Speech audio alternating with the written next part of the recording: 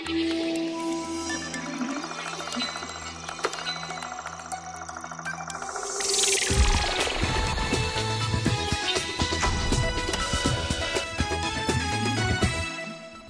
programang ito ay hatid sa inyo ng Uwishi, Pag-ibig Fund, Magnolia Gold Butter, GSIS, at Department of Agrarian Reform.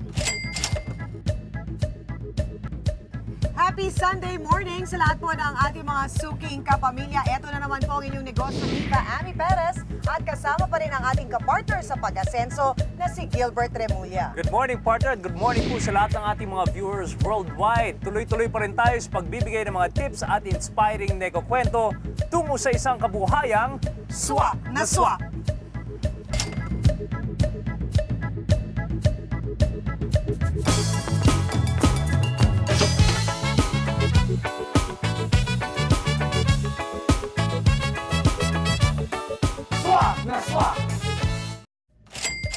Mga suki, nandito po kami ngayong umaga sa Goosey Restaurant dito po sa Quezon City. Biz News! First time daw ito na magkaroon ng Health and Wellness Business Forum.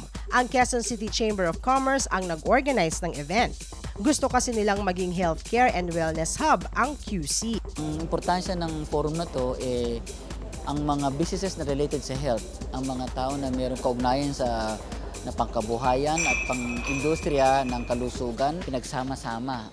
Malaki daw ang potensyal ng Quezon City na maging sentro ng mga industriyang may kinalaman sa health at wellness. At layunin ng forum na lakasan ang loob ng mga negosyanteng gustong pasukin ang linyang ito.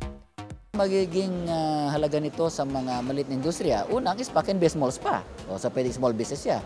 Saan siya kukuha ng mga produkto na tulad ng langis? Malamang small industry rin yun. Dagdag pa ni Dr. Deliso na isa lamang itong malaking hakbang upang mas lalong makilala ang husay ng Pinoy sa ibang bansa.